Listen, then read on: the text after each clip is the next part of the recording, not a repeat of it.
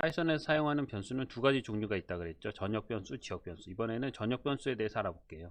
파이썬의 소스 코드는 크게 두 부분으로 나뉜다 그랬어요. 함수 내부, 함수 내부가 아닌 부분. 그래서 함수 내부에서 선언된 변수를 지역 변수라 그랬고, 함수 내부가 아닌 부분에서 선언된 변수를 전역 변수라 그랬어요. 변수를 선언한다는 의미는 뭐냐면, 이 변수가 처음 나오고 값이 들어가면 이 변수는 이 시점에 이제 선언이 됐다고 말을 할 수가 있어요. 여기 예제에서도 보면 n2라고 하는 건 이 시점에 제일 먼저 나왔고 값이 집어넣어졌죠. 그러면 n2는 이 시점에 선언이 됐어요. 근데 n2가 선언된 시점 뭐냐면 함수 내부가 아닌 부분, 함수 내부가 아닌 부분이죠. 그래서 이거는 전역 변수로 선언이 된 거고요. RES도 역시 처음 나왔어요. 근데 값을 넣었어요. 그럼 RES도 역시 이 시점에 선언이 됐고 전역 변수로 선언이 된 거예요. SQ 같은 경우에는 이 시점에 처음 나왔죠. 그러면 이 시점에 선언이 된 거예요. 그리고 값이 들어갔죠. 그리고 위치를 보니까 함수 내부예요. 그러면 이 SQ 같은 경우에는 이제 지역 변수가 되는 거고요. 이 안에서만 사용이 가능한 거예요. 전역 변수는 이 프로그램이 이 소스 파일 하나라고 하면 이만큼 소스 파일 전체에서 사용이 가능한 거고요. 파이썬에서 전역 변수는 전역 변수의 값을 가져다 쓰는 경우하고 전역 변수에다가 값을 넣는 경우 사용하는 법이 약간 틀려요. 전역 변수의 값을 가져다 쓰는 경우를 한번 볼게요. 전역 변수 값을 읽어서 쓰는 거죠. 그래서 범위는 프로그램 내부에서 다 사용이 가능한 거고요. 여기서 보면 지역 변수, 전역 변수, 전역 변수죠.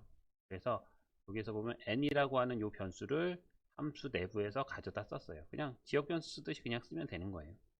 예제 코드를 보면 getSquare라고 하는 함수가 있죠. 그래서 n이라는 값, 전역 변수로 선언된 이 값을 아스테릭스 2개 이해한 거 뭐냐면 제곱이에요. 그래서 2 아스테릭스 2 하면 2의 2승, 2 아스테릭스 3 하면 2의 3승이 되는 거예요.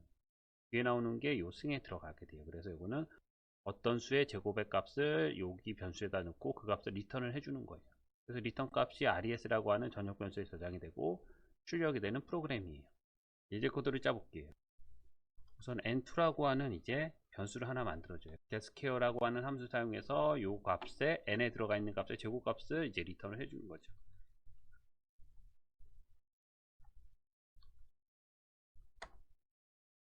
sq라고 하는 변수에다가 값을 제곱값을 저장을 하고 재료값은 요 n이 되는 거죠. 그리고 아스테릭스 2개 제곱값 이거를 리턴을 해주는 거예요.